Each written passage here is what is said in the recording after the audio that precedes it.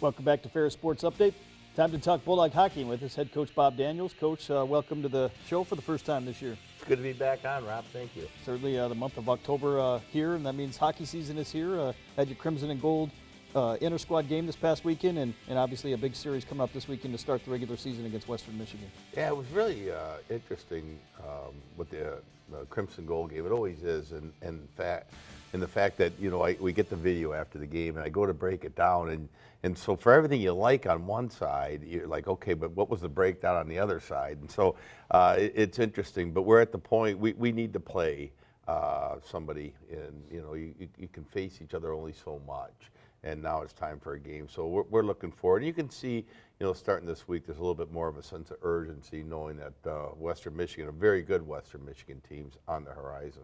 As we go to some of the highlights from this past Saturday's Intersquad game, a chance for you guys to get on the ice. We've been on the ice, but taking on each other here, and always nice to see them in a game-like situation. It really is, and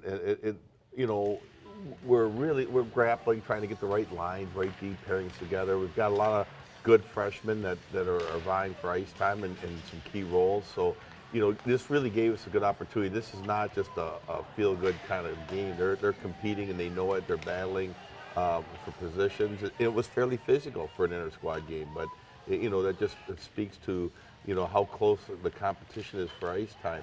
You see Taylor Fernandez score a nice goal on a face-off play. From the standpoint of White on that goal, great play by them. Crimson had blown coverage on the defensive end of things. So it was good to break the film down and then show the guys this morning before we went on the ice for practice, the good and the bad. Got to be nice to have a highly competitive game decided by a goal, went to a shootout here at the end. Yeah, it was highly competitive. And, we had a couple players out there that, won't be in the lineup. One is Oscar Andren. He transferred from BU, so he's going to have to sit the year out. He looked really good, and you can. Corey Mackin had surgery earlier in the year, and he was wearing gold. He'll be good for the weekend. He's good to play, but we wanted to make sure he wasn't hit quite yet. Taylor Fernandez, the eventual shootout winner, right there with the goal, ends in a 4-3 decision. Yeah, 4-3. With the shootout, we didn't want to go to 3-on-3. We just wanted to play the 5-on-5 hockey out and then go to a shootout at the end.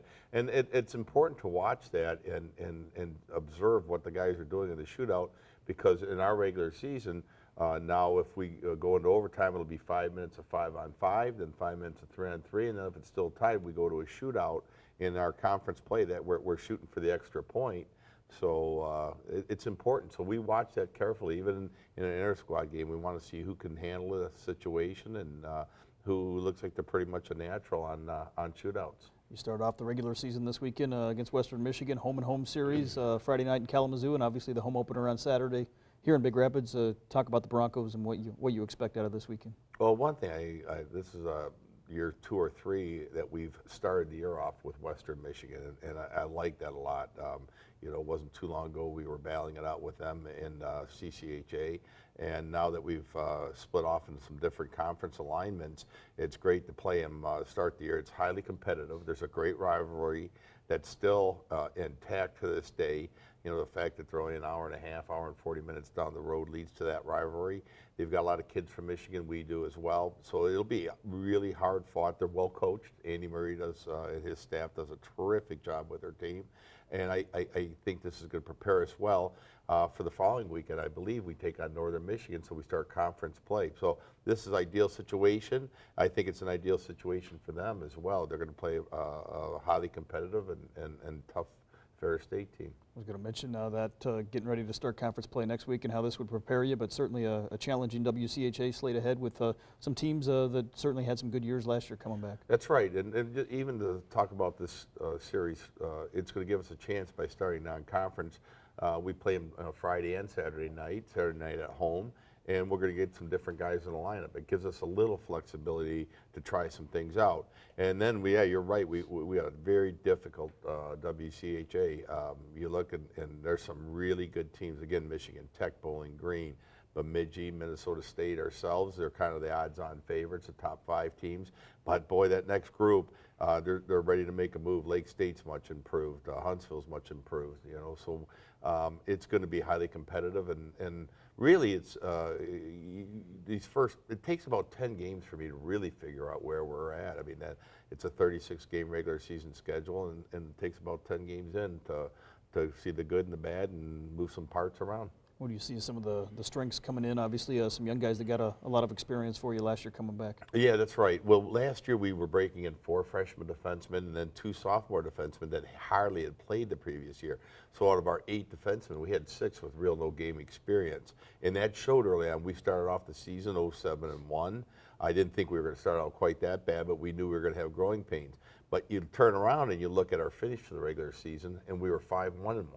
So those freshman defensemen and the 2 sophomores that hadn't played much the previous year, boy, they had gained a lot of experience, and they're pretty darn good now.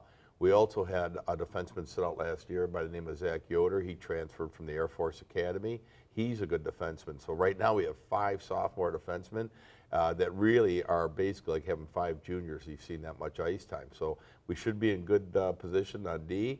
In net, you know, Justin Kapelmaster and Darren Smith continue to compete. Last year as a freshman, Kapelmaster had a tremendous year. The year before as a freshman, Darren Smith had a tremendous year. So we're looking forward to a spirited competition in goal. Certainly, you have some youngsters that will see their first regular season action this weekend. Talk about the freshman class and what they have to do to adjust to the college game. Well, we've got some pretty nice size forwards in that freshman class. Marshall Moyes looks really good. Cole Norris looks good. You know, we've got Liam McDougall and Lucas Finner, and that's a pretty good class. And I think while maybe they're not quite ready to lead the way and be prime time, they're pretty darn good. And you look at the returners, we've got Corey Mackin, who, you know, he's going to get some attention for the All-WCHA team. Craig Peffley's got a year under his belt. Mitch Maloney looks really good right now. So, you know, when we get all the players healthy and in the right spot, so I think we're going to have a pretty good club. Well, Coach, best of luck to the Bulldogs this weekend. Friday night down in Kalamazoo, and obviously Saturday the home opener. Looking forward to it here in Big Rapids. Thank you, Rob. We'll be back with more Ferris Sports Update right after this.